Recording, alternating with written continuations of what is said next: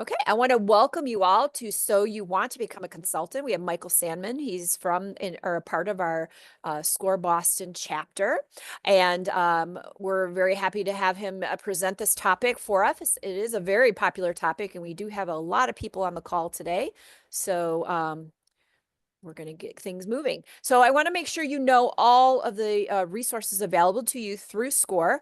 We do have lots of different things that are available to you for free or at a low cost. So I want to run through those really quickly. The score.org website, lots of great information. You're going to find podcasts, articles, recordings of workshops, templates you can download, which would even, could be financial marketing templates, business plan templates, lots of great information.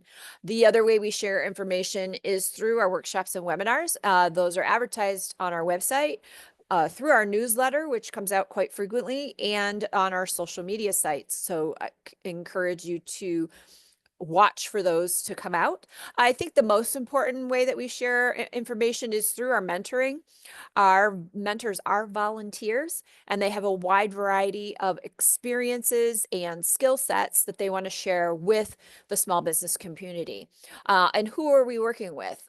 From the beginning to the end. So we're working with those that are trying to decide if small business is right for them, to the planning phase, to being in business, to growing that business, to exiting that business or selling that business, whatever it happens to be for you. So we're working with everyone in the whole range. If you've never had a mentoring session before, they are going to want to know about you. They want to know about what your goals and challenges are, and they're going to work with you to come up with a plan so that you can be successful. Oftentimes, your primary mentor will invite in other mentors as your needs change, just to make sure you're getting everything that you need to be successful. So how do you get a mentor? There are actually several ways on the score.org website. I think the easiest one is to find the zip code box. Just throw in your zip code, and that will match you to the chapter nearest you. That will bring you to a form to fill out. Those questions, which they're quick. It's not a lot, but are used to help match you to the proper mentor with the skill sets that you require, or perhaps in the field of business that you're in. We do our best to match you as appropriately as possible. So definitely check out our in the mentoring page and find a mentor today. So we do have a very significant number of people today. So we are going to utilize Q&A. I have a feeling that chat might be overrun. So if you have a question during the presentation, I mean, it's possible he may get to it as he progresses through the presentation, but we were going to try and get questions at the end. We do have a hard stop at 1 o'clock. So we're going to get things going. And then if you can note too that we are recording, and that recording can be found in 24 to 40 hours. You have to give us time to post it on the score.org/Boston website. The blue bar, local workshops pull down, previously recorded. It should be listed there. As far as the slides, we don't necessarily share the whole of the slides, but if there's something important that needs to be shared out, we will do that as well if it can't be shared through the recording, the viewing of the recording. So I'm going to go ahead and pull down my share and let Michael get set. And you can start whenever you're ready. Okay, thanks very much. Okay, so you want to become a consultant is the title of this, and what we're going to do is go through a little bit about what consulting is, and then some very nuts and bolts kinds of things, ending up with how much you should charge and how do you figure out whether that's going to work for you, and how do you share fees with other consultants. So I think we'll answer a lot of questions as we go along, which is why we're asking you to hold off on questions until the very end, and then we'll pick up on things. Okay. So why do you want to become a consultant? What does the term mean to you?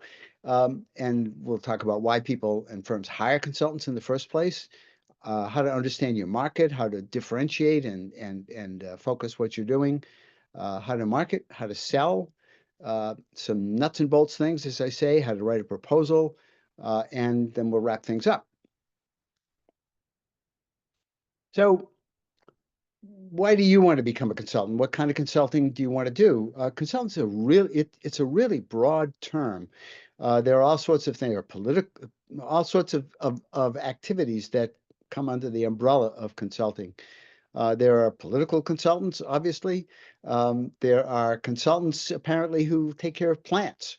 And then there's well, here's the Pac-10, Pac-12 hiring a consulting group to review football officiating. So there are all sorts of consultants, and you need to think about, well, what is it? What's the area that where you have some expertise, and you can add value to some outside organization by providing that expertise to them, and also um, situations where that third party is willing to pay you for that, because doing consulting for free can be very gratifying if you're doing it for a nonprofit, but doing it for free if you're trying to make a living out of it, that doesn't work very well.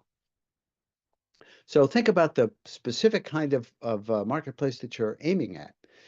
So you need to be an expert at something, or at least good at it. And you definitely need to be self-motivated, a self-starter, because if you start off as a consultant, a solo consultant all by yourself, you're a one-person business, and you have to do everything, including the marketing.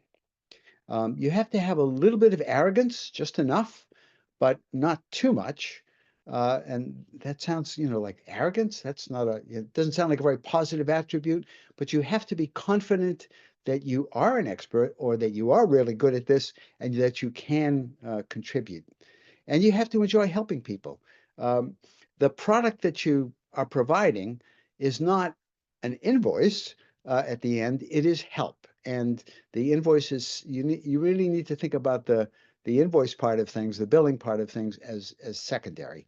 Your job is to help organizations, help people figure out what they should be doing.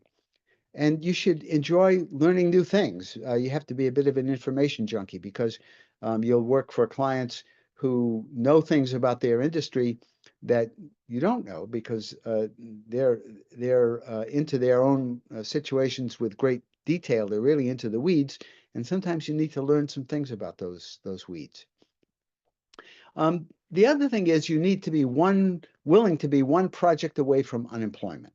So when you're working on something, there is something the consultants talk about, which is the cliff. The cliff is when the current project ends, and if there's no additional project coming on right afterwards, you're going to slip over the cliff into having no income. And that happens when you're doing solo consulting in particular, but even small firms, two, three, four people.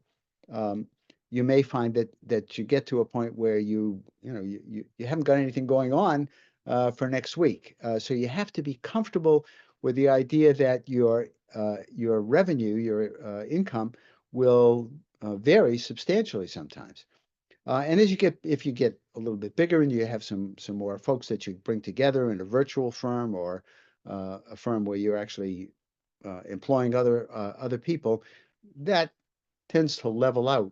But just the same, when you're starting off, you will sometimes find yourself unemployed for a period of time. And you have to be willing to do that, and your family has to be willing to handle that. When you're doing consulting, you have to suspend judgment. Look at what somebody else is doing, and at the beginning, if it looks like, oh man, that's crazy, just take it easy. Uh, and don't jump to conclusions. Just let the information come in, take a good look, and then of course you make a judgment. But at the beginning, you have to be willing to suspend judgment about what somebody else is doing, even if it's different from what your experience in an industry has been. And finally, the opposite side of that is, when you do make a judgment, you have to be willing to tell it as it is, to speak truth to power. That's why you're hired in the first place. You have to tell the client things as you tell them what you see, and hope that they'll understand what you're seeing, and that they'll follow your recommendations. And by the way, you should be giving people recommendations. That's really one of the most important things that you're going to be doing. That one of the most important products that you have to offer a client. So why do clients buy our services? They have short-term needs. Okay, so they want to get something done, and they after that the need will end, and they don't need to hire somebody on a permanent basis or a long-term basis. So they hire a consultant to do something on a short-term basis. The first project that I had as a solo consultant was to oversee the construction of a manufacturing plant in Ohio, as it happens. And once the plant was done, they didn't need me. They had they wanted a general manager to run things on an ongoing basis, and I wasn't interested in doing that, and probably didn't have the skills for it anyway. But getting the factory up and running, that I could do. It was a short-term project. They have limited internal resources. They have something to do, maybe short-term, long-term, but they just don't have the people, and they don't want to hire them. Um, they want external expertise. And the quote is from a guy at Corning Glass who said that Corning used to employ a lot of consultants, and he joked that an expert is somebody who lives more than 100 miles from corporate headquarters. So coming from the outside, they're looking for external expertise. If you have that expertise, you have something of value to offer. They want a particular methodology. They want a particular approach to consulting. If you're known for that methodology, or you have that methodology, and we'll talk a little bit about methodology in a couple of minutes. That's what they're looking for. They want validation to what they're doing for what they're doing. They want a qualified independent opinion. That is, they would hope that you'll validate what they're doing, but if you don't validate it, if you say, no, that's not what you should be doing, that's okay. They're looking for that independent opinion. I've been hired at times because they want an outsider to deliver the bad news. And people in the inside want to be able to approach their managers and say, this doesn't work, and we've got this outsider to tell us that. Or here's the outsider, and outsider, go ahead and tell them the bad news. They want to bridge an internal divide. There are two or more groups in management, and they're trying to figure out what to do. And so they bring somebody in to help them and advise them on, okay, how do you put these divisions together? How do you come up with a plan? And sometimes you'll be hired by someone who wants to look good to their boss. So one of the things that you have to be very conscious of is making them feel like you're not going to undermine them, but rather that you will help them look good to the boss, even if you're providing an opinion that the boss doesn't particularly care for. So those are some of the reasons why clients buy our services. And we add value because it's easier for us to recognize other people's mistakes than it is to recognize our own. There's a wonderful book, Daniel Kahneman, a Nobel laureate in economics, wrote Thinking Fast and Slow. And it's a great book for somebody who's interested in consulting to go to read. And this was perhaps one of the key takeaways. We're hired because we see things that other people won't see if they're working in their own little world. And that's true of us. You can get outside opinion to help you in your life, and someone from the outside may see things that you don't. So now let's talk about how you decide where you're going to put your efforts, um, and how you separate yourselves from perhaps from other consultants, how you position yourself in the marketplace. So this is from a book that's now 45 years old, from Michael Porter, a book called Competitive Strategy. And Porter talked um, about the forces that affect a market. And he wasn't talking about us as consultants. What he was really talking about is our clients and how to understand where our clients fit. And it's very important to understand where your clients fit in a marketplace, because certainly they have a view of where they fit, but you need to take an independent view of it and sort of validate their view. For for Porter's five forces model, he says, companies in the marketplace tend to think that the market is affected, is driven by other competitors. Another competitor will introduce a new product, or will change terms and conditions, or will raise prices or lower prices. And so they tend to focus on their competitors and think that it's just their competitors that move the market. But as Porter says, there are four other forces that affect the market. There's the likelihood or the threat from new entrants to come into a market. Companies try to build barriers against new entrants. In some markets, that's easy, and in some, it's very difficult. In the consulting world, it's impossible, really, to build a barrier against new entrants. Anybody with a computer and a briefcase can become a consultant. And these days, you don't even need the briefcase. And so in other markets, if you're trying to make a large product, manufactured product, or even provide a very broad service, there are barriers to new entrants into the market. He talked about the pharmaceuticals market, where there were huge barriers to new entrants because you needed a lot of time and a lot of money to explore a new compound, and that limited the threat from new entrants into the pharmaceuticals market. Customers push the market one way or another. If you have customers that have a great deal of power, so you have a customer who buys a very substantial amount. If you look at Costco or Walmart, they are huge customers to certain kinds of products, and they can push pricing, or they can push terms, and they can even push the kind of product that's offered in one direction or another. If you're in a market that's where you're selling consumer products, there are potential substitutes. The best example of a substitute is if you're old enough to remember telephones, when you used to pick up the phone and it was connected by a wire to another phone. Landlines were the only thing that was available. Cell phones became such a strong substitute that they now dominate the market. They pretty much displaced landline phones. And finally, there are suppliers that can be very, very powerful. So Microsoft at one point, and really to a certain extent still is, a very powerful supplier in the desktop and laptop computer industry. And these outside forces can affect a marketplace. And so when you look at a client, you should think about this model and say to yourself, what does the client need to do to protect themselves? Do they need to deal with the threat from new entrants? Do they need to deal with powerful customers? Do they need to think about substitutes? Do they need to think about suppliers? And in a way that sometimes the client doesn't even realize. And then looking at the client, what is the client's sort of overall strategy? And there are really only three generic strategies. You can differentiate yourself. So Volvo has differentiated itself for decades on the basis of providing cars that are safer than other cars. And today, a Volvo probably isn't any safer than any other vehicle.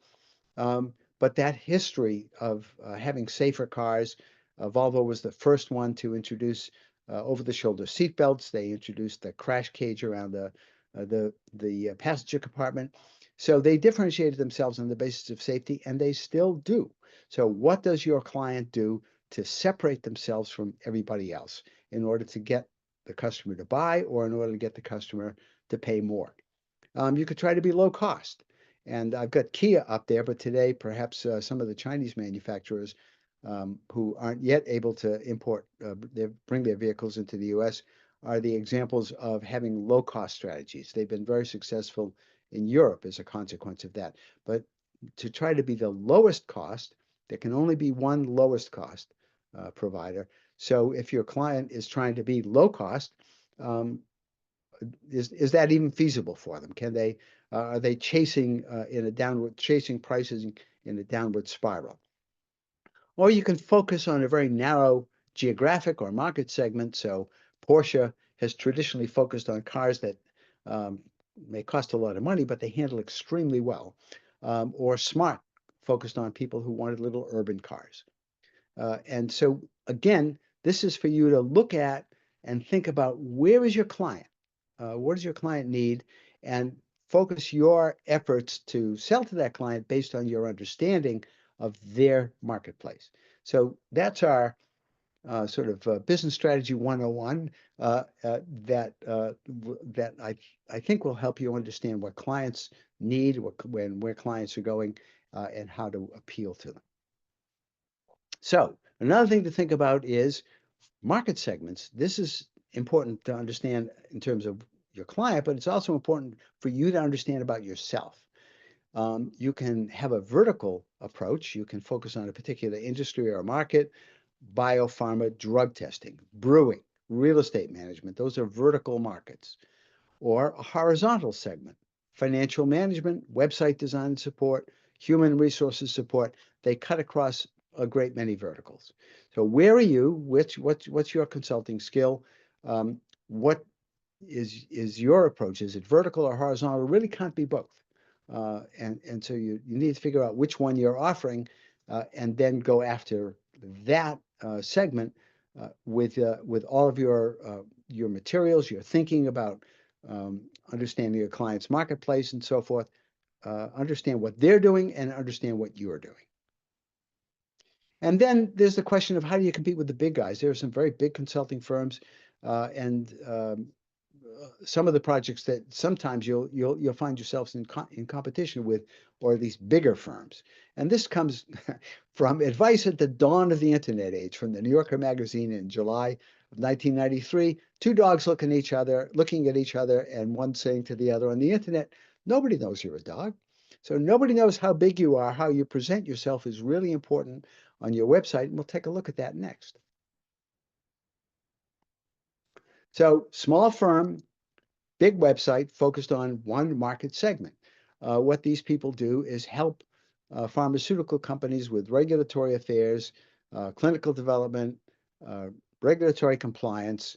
They look, that looks like a nice professional website, and it's the R and C Consulting Group. Well, R and C are two people, R and C, and they may bring some other people in to help them, but they're really quite a compact little organization. They present themselves as having appeal to this market segment in depth. So regulatory affairs, clinical development, regulatory compliance, HEOR. Honestly, I have no idea what HEOR is. Those are the things that they offer to their clients. And if they don't have deep expertise in clinical development, they'll find someone to join them in a project from some other independent consultant, perhaps, someone to join them and give the appearance of being a big firm, or at least able to handle a big project. So small firm, big website. Again, but one lesson is you can create a virtual firm and look like one of the larger firms in the industry. You want to have a design that says professional. Okay, so the design doesn't need to shout. It doesn't need a lot of bright colors and multiple fonts. You're not advertising at 2 o'clock in the morning on TV with an infomercial. You're presenting yourself as a professional. So you really want a design that says professional. When you're starting up, if you spend money on anything, it should be on a good website design. And look at what website designers have done. Look at other firms.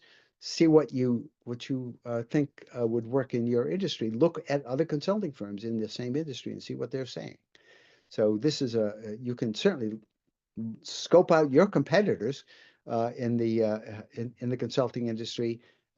Get a sense of what you think works, and then go to your website designer and explain the market that you're trying to approach and the approach that you want to take to it, based on what you can see from successful firms. Okay, marketing, website, as I say, classy, not brassy. So there's another one here, intelligentdecisionpartners.com. You can take a look at. Put up a blog, commentary and links to other sites. Put some resources and team headshots up. Again, the regulatoryclinical.com, our team is a good example. Get some testimonials. Get some help with search engine optimization. in order to get people to come to the site in the first place if they're searching for some particular term. Look at social media, LinkedIn, maybe Facebook. I'm not a great fan of Facebook for corporate efforts, not for consulting at least. Join an organization, join an association. There are organizations of potential clients and potential referral sources. So industry associations are really useful. And there are other associations related to your own expertise. The Institute of Management Consultants for small consulting firms and solos. Industry standards groups like IEEE. There are multiple organizations that you can take a look at. Join an association that's going to bring you in front of clients, or at least give you leads to clients so that you can then approach that client. And they can tell you what the industry's issues are. Those are the things that you should be looking for. I think people sometimes forget how valuable associations are. And a little bit later on, I'm going to talk to you about where to find associations if you're not familiar with them in the industry that you're looking at.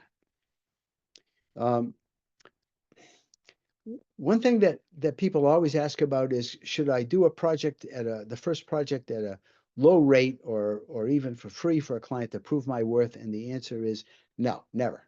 Just plain don't ever do that. On your website or when you're talking to a client, you give industry knowledge away for free. Okay, on your website, if you're offering to speak where clients are, that's good. If you're going to industry conferences, that's very helpful because you'll have a chance, especially if you have a chance to speak or at least have a booth. Chambers of commerce, if your market is local business, go to economic development conferences, present yourself as having industry knowledge, and give that away, no problem. So I know that in the in the cheese business, I know certain kinds of things about the business as a whole, and you can talk about that at a conference or talk about that to a client, no problem. Oops, sorry. But never give project work away for free. So when a client comes to you and says, "Oh, you seem to know a lot about the industry. What about this? And will you do this work at a low rate or first project for nothing?" The answer is always never, never. No, I won't do that. Project work is paid, and it's paid at your full rate, and we'll talk about what your rate should be. You can sell your proprietary knowledge to groups of potential clients. So another way to approach this whole consulting thing and to market yourself at the same time is to run a workshop or a webinar. So SCORE offers mentoring to people, and we happen to do mentoring for free because we're a nonprofit organization. And we can afford to do that because we're funded by the United States government. But if you want to do work for clients and you have an expertise and you can demonstrate that expertise in a workshop or a webinar, sometimes as part of a conference, for example, a professional organization conference, that's a great way to get in front of people. In person has the best potential return, but it requires taking a risk. And it also requires getting an email list, buying an email list. And the risk is because you have to have a venue. You have to have a place to present it. So a hotel or something of that sort. If you're going to do that, try to go to at least a mid-level, not try, do go to at least a mid-level or an upper-level hotel or other venue. You don't want to go to a Motel 6 and try to present something there if they even had a room to do that in. You want to create the impression that you are, as I say, classy, not brassy. Don't skimp on the venue, and don't skip on the audio visual setup. Do it right, or really don't do it, because if you don't do it right, you won't look good. So you look for similar events as a guide to pricing. How much should I charge for the workshop or the webinar? Look at what other people are doing. And you'd be surprised at how much you can charge for a single day event, you can charge anywhere from $500 to $1,500, $2,000, depending on the level of expertise that you're providing and the client's ability to pay. And if you get 15 or 20 people together in a workshop, that you can come away with a substantial amount of revenue and cover the costs of that venue. So it's a great way to get in front of people who will hopefully then come to you for the specific service that you're offering, if indeed that's what you want to do. I have a friend who does just workshops. He doesn't do any individual consulting, and he makes a living out of that.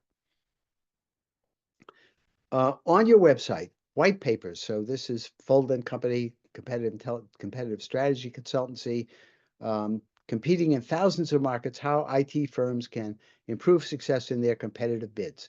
So this is, an example of giving away industry knowledge. You know something about the industry as a whole. There's nothing specific to a client here. There's an opinion. There's a contact form below. You're hoping that people will read this and say, this is kind of interesting. Let me get in touch with this firm. But you want to, in order to download the white paper, they have to put their contact in. So it gives you a lead to go after them. And not a hard, not a hard sell. It's a gentle sell. Thanks for downloading our white paper on this topic. Is there anything else we can help you with? And we have this event coming up where we're going to appear and give a talk here or there. It's a soft sell as you go from the contact form to trying to contact them directly. Selling consulting services, you're trying to get an ongoing relationship, and it's a consultative sell, not a transactional one. You're not selling somebody a used car here. You're trying to sell them an ongoing relationship. And so, as I say, it's gentle. How can I help you? I understand that you have this problem. These are the kinds of things that I can do. Think about what the typical selling cycle is for what you offer. When you first get in touch with a client, you cannot expect, in most cases, that they're going to end the day or end the hour of contact with signing on the dotted line on a proposal. Typically, you're going to have to put a proposal together. The client's going to read it. They're going to go to their colleagues. They're going to go to their managers. They're going to get the budget for it. There's a selling cycle that might range from a few weeks to a few months, and you have to be prepared to wait that out. So approach the industry, approach the vertical or horizontal market that you're trying to sell with a knowledge of what that selling cycle is. Visit the client if you possibly can. When I first started doing consulting, I actually went to a workshop like this, and the person who ran it said, sell in a suit, work in a jacket. Well, you don't need to do that anymore, but selling in person is very, very valuable. And it doesn't matter so much how you dress anymore, but ask lots of questions about the client. Talk less about yourself. Visit, take a tour of their facilities if you possibly can. Figure out what it would take to make the client, the individual client, not the firm, but the individual client look good. And then you write a proposal that speaks to the client's needs. Lots of people start off in the consulting world, and when their proposal is written, they talk about themselves. Talk about yourself in the appendix. Talk about what the client needs in the beginning. And that's vitally important because people are concerned about, well, what can you do for them? Proposals offer usually in a PowerPoint, sometimes in a Word document, but that's pretty much passé. PowerPoint is the way to go.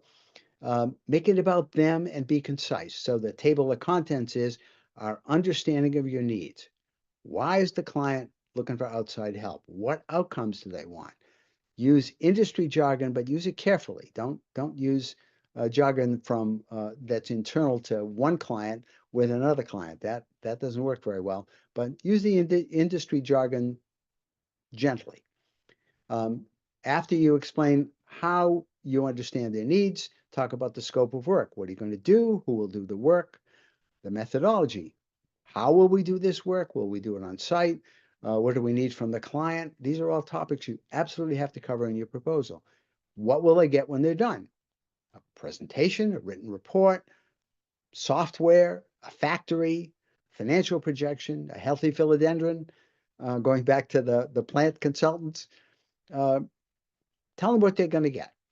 How long will it take? What will it cost? And what about project expenses, including travel? And will you charge them a fixed fee or will you charge them by the day?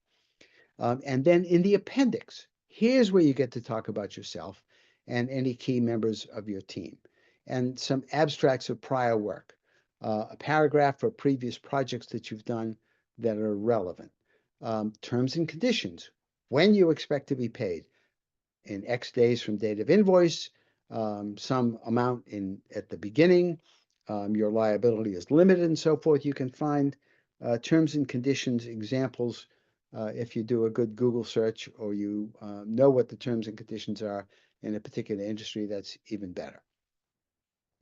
But again, our understanding of your needs comes first. That's what you're doing in a proposal, and you don't need a great big long proposal to do that, but you do want to cover those topics. And just this is politically not. This is no longer politically correct to show Dilbert, but this cartoon was so good. Um, it's about them, not about you. So the consultant who comes and says, "All I do is travel and work. I need unhealthy food, and you know, I've had 3 divorces."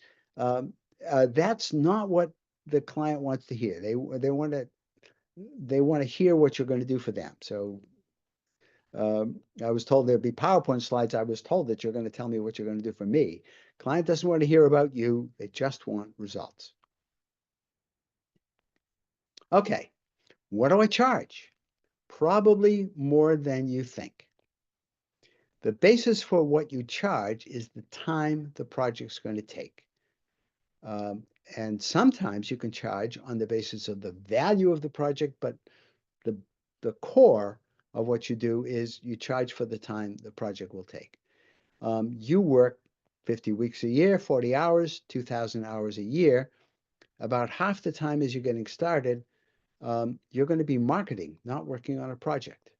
And again, you have to remember that some of that time when you first start up, you're going to feel unemployed until you get a project in. And then when that project ends, you're going to be marketing again. The trick is to continue to market as continuously as you can by giving talks, by going to conferences and so forth, even while you're working on projects. But let's say that half the time you're working on a project and the other half time marketing. You'll have expenses that you don't have as someone's employee. If you're working for a firm now, um, about and you then become a solo consultant or a consultant, 25 to 30% of your revenue is going to be covering your expenses. The Social Security and Medicare taxes that are currently paid by an employee, by your employer, some retirement funds that you're putting away, the costs of marketing, those are costs of insurance. There are a whole range of things that you're going to be paying for, and it will amount to 25 or 30% of your consulting revenue. Then think about, well, what do I need to earn? If your target gross revenue is $250,000 a year and you have 1,000 billable hours, your fee has to be a couple $1,000s a day. And you have to be looking at your industry to understand whether the industry is willing to pay that.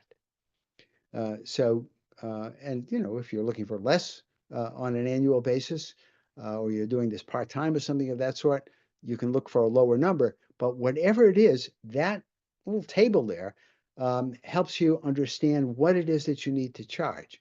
And if you find that based on the industry and your own knowledge of what goes on in the industry, that you're not going to be spending 1,000 billable hours in that first year, you're probably not going to make that gross revenue. So you need to think about, well, do I really want to do this? But once you get to a reasonable level of billable hours, they have to cover all of your gross revenue. And remember, as I say, 25 or 30% of it is going to be covering your expenses that nobody else is going to cover. Calculate your fee by the hour or by the day. Really, by the day is much better. If you're going to do a flat fee for the project, you have to figure out how long the project is going to take. And again, we'll take a look at that in just a minute.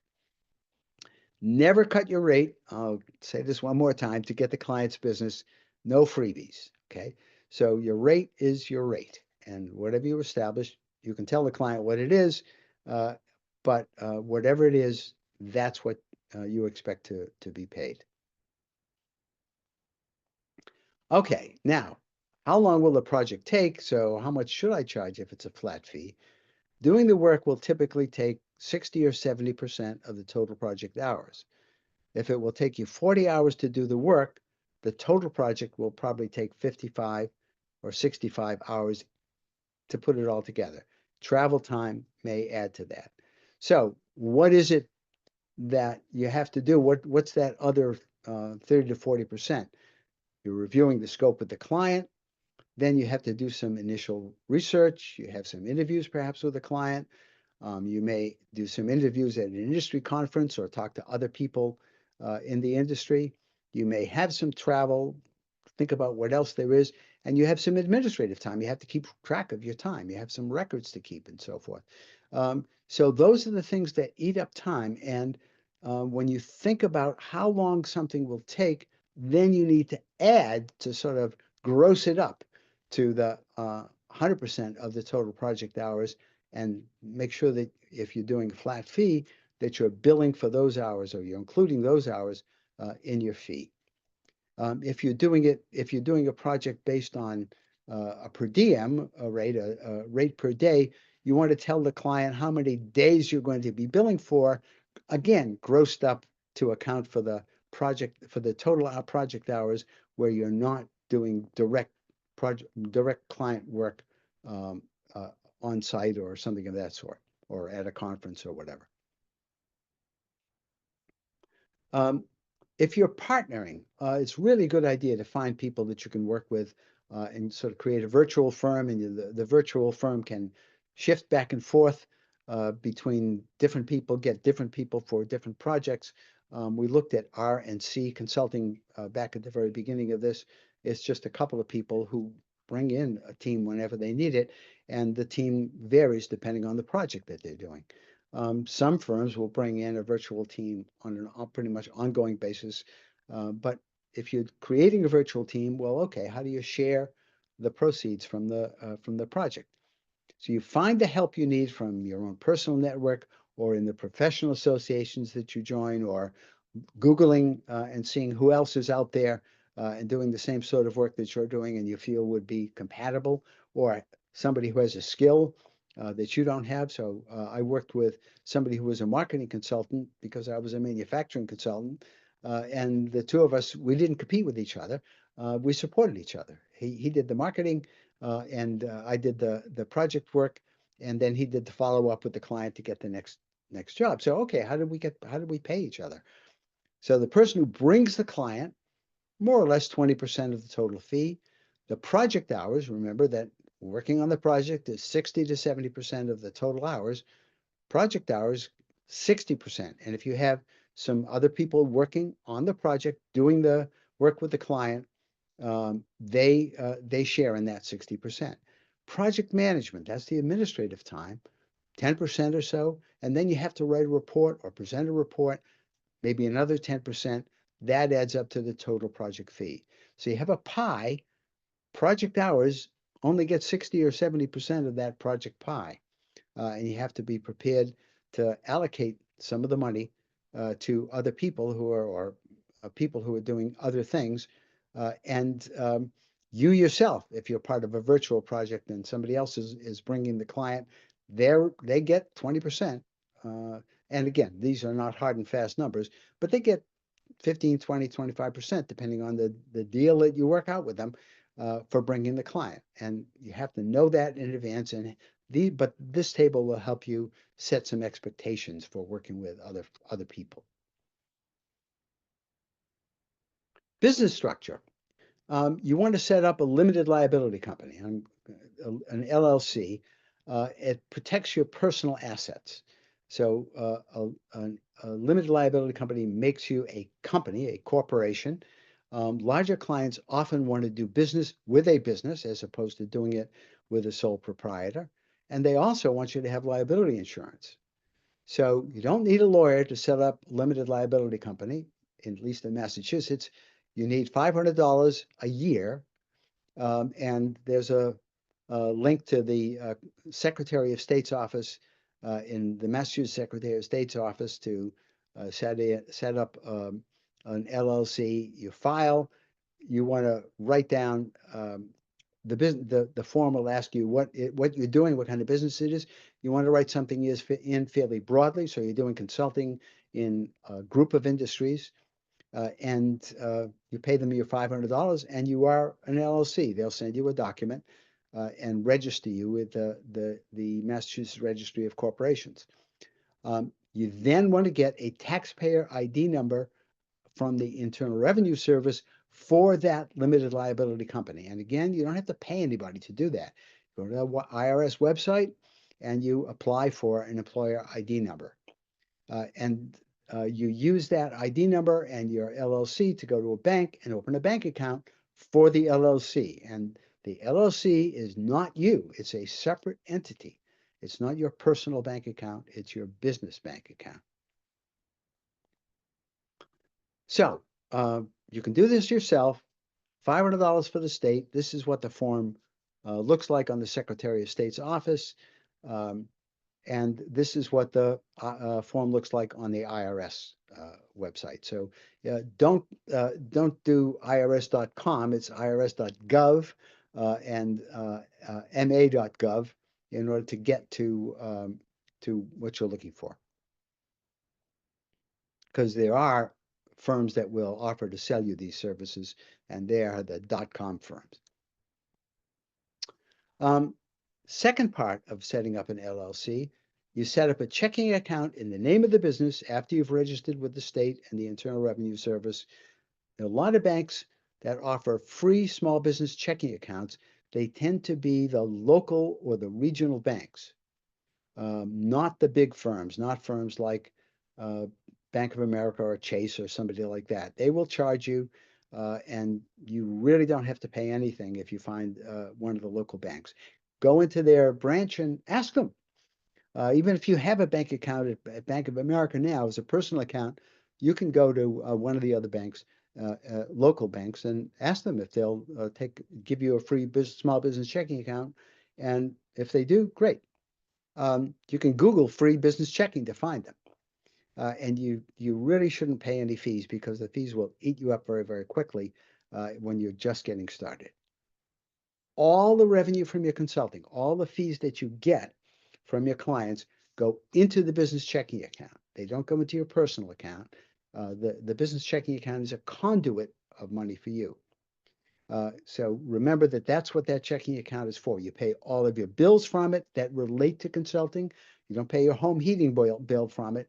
You pay your business costs from it, your website or your access fees, your online access fees, or something of that sort. And then go to an insurance broker and buy professional liability insurance, and that's a $500 to $1,000 a year cost. And it's not a huge cost, but it's really important, and it's important particularly because a lot of your clients will want you to have that insurance. They'll ask for a certificate of insurance from your insurance broker. And go to an insurance broker who understands business insurance. They may also do homeowner and automobile insurance, but make sure that they have a little bit of expertise in business insurance and professional liability insurance in particular. Okay, so let's wrap this up. We've talked about why people buy from you. We've talked about how to sell to them. We've talked about how to price it, how to understand their industry, and we've talked about the cliff, the fact that when you first start off, some of the time you're not going to be getting paid. You're going to be trying to get paid. You're going to be marketing yourself. Can you and your family tolerate the cliff? Focus on the market segment, whether it's a vertical segment or a horizontal segment. Know in advance what you're going to do. And it's typically a segment from which you've come. Build a professional website or get somebody to build it for you, more likely. And that's something you absolutely have to allocate some money for upfront. Develop a professional proposal template. There are lots of models on the internet, but follow that pattern. First thing in the proposal is, here's what I'm going to do for you. Here's what I understand your needs are. Here's what I'm going to do for you. Don't undercharge. Remember that table that's in there that tells you, if I work so many hours, this is what I have to charge in order to cover the income that I need. No kidding about that. You absolutely have to charge enough. And it's really hard once you start with a rate to bring it up with the same client. It's almost impossible, in fact. So start off right from the beginning with a rate that's appropriate to what you're trying to earn, and set up that LLC to protect yourself. So those are the things that you need to know in order to get started. We have mentors who can help you specifically in order to set up a consulting practice, because we have a large number of mentors in SCORE who have been consultants themselves. Certainly get in touch with us through our website. Look for a consultant or a mentor to help you out, and we'll do the best that we can to get you off on the right foot. So that's where we are. Let's go to questions and comments. Yeah. Teresa, you want to take over, and I'm going to close this down. Yeah, absolutely. So, if you have liability insurance and home insurance with an umbrella, do you need an LLC? Yes, absolutely. Why? Insurance, absolutely. You need an LLC because your client, in most cases, at least your client, is going to say, I want to see professional liability insurance. They want a certificate. Especially if you're dealing with a corporation of any size at all, they're going to want that. Um, are there free ways to get a non-home address? Like when you make an LLC, you have to put your home address. Is there free ways that you know of to not have to list your home A address? non-home address. You can go to a UPS store, and they have mailboxes, etc., which I think was acquired by UPS. There are organizations where they'll give you a street address and a box and it's actually a box number, but it's a street address, not a post office box. You need to go to the post office box address.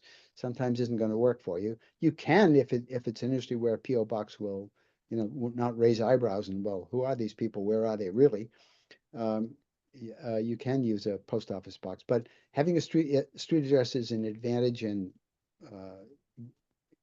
go to a place like the UPS store to do that. Yeah, it's not free, but yeah, you're right. And I know that there's some agencies about that. And I'm seeing some stuff in chat about registering in another state to protect your name and address. And Okay. I strongly encourage you to watch our legal entities legal recorded webinar first before you do something like that, because you might find that backfires on you a bit. So I strongly encourage you to look into that before you go doing something like that. Right. One thing is, if you are resident in Massachusetts, or you're resident in Connecticut, you're resident in whatever state you're in, the Secretary of State in that state wants your money. And if you register in Delaware or something of that sort, you will still be liable for the $500 fee as a, quote, foreign corporation. And it's a peculiarity that registering in one state doesn't help you in another state, but those are the rules. So don't register if you register in the state where you live, for sure. And then if you feel you need to register in another state, well, watch that webinar. Yeah, and I'm putting my email in the chat to email me if you want to know what I know that there are some low cost agencies that you can use for your home address. I know that our entity mentor has talked about it before. There's a couple places you can try, and I don't remember what they are, but I'd happy to email those to you if you want. If you want to send me an email, I'll get that information for you. Okay, should you get a business savings account? A business savings account. Sure. I mean, if you can get an account that will pay you interest on the money that you that you don't need day to day, and why not? Absolutely. If the if the bank will provide that, sure. Why LLC versus sole proprietor if I'm the only employee and the business has low risk? There's no such thing as a business that has low risk. All businesses have enough risk to be to make it appropriate um, to have some professional liability insurance, or yeah, professional liability insurance. Um, but again, the issue is that very often a client will ask for that. Um, your personal assets are uh, at least to a large extent, they're not perfectly protected, but to a large extent, they are protected from claim of liability. You've done something wrong and it's cost somebody some money. If they sue an LLC, only the money that's in the bank account, the assets of the LLC, will be subject to a judgment. If they sue a sole proprietor, your house, your car, your savings account, is subject to attachment. So it's self-protective. Uh, how do you determine if you have enough experience to consider being a consultant? That's where the arrogance comes in. You have to feel like you know enough to present yourself as an expert and really come through. So if you're just recently out of a professional school of some sort, architecture, engineering, or something of that sort, it's probably a good idea to get a few years' experience with another firm. But or and or if you're um, interested in working in a particular vertical industry as a consultant, work in that industry for a little while in order to get the expertise. But it's absolutely a matter of, well, do I feel like I can add value, and that I can do the marketing, and that I can do all of the other stuff that I was talking about here. And if you do, great. If you don't, take some time. The Do you market will mind? still be Oh, there. sorry. Do you mind sharing how you got your first client? I just started a consulting business and that's the hurdle I'm currently facing. Sure. Okay. So I started off. I was working for a large company, a multinational company that sold the business unit that I was in, and uh, a- and they knew that I had a certain expertise, but they just the same, they sold the business I was in, and the organization that bought the business really didn't need me. It was actually sold to the guy who was my boss, and I was the chief operating person, and he spent most of his time dealing with the corporation, the parent corporation. He didn't need that. He didn't need a COO uh, after he took over it himself. So I left, and that corporation came back to me because they knew of the expertise that I had, and they said, "Would you do this for us?" And that was my first client. They became a longer term client after that. Sorry, I'm answering someone in the chat here. Um, let's see. So let me back Can up and say mhm. that if you had employment in an industry, one of the places to look as your first for that first client is with the company that you used to work for or some other company that knows you. Okay. Um, can it do you recommend somebody that has some that's tech savvy to do their own website? Do you see any issue with that? That I don't have. I know that that we have the Boston chapter has a referral uh, a list uh, of website designers and all sorts of accountants, all sorts of professionals who can help. But I don't have anybody just off the top of my head. If you get in touch with any of the mentors in any of the SCORE websites in the New England area, they can uh, get access to that referral list. How often should you raise your Oh, rates? sorry. Oh, I'm sorry, sorry. Teresa. Yeah. I apologize. Let me go back a step. Yeah. Sometimes people will say, I can go offshore and get a website designed. Be really cautious about that. It'll cost you less, but it's really important for the website designer to understand what it is that you're doing. and very often somebody offshore doesn't. And we've had, I was a solo consultant, then I joined a small firm and grew it.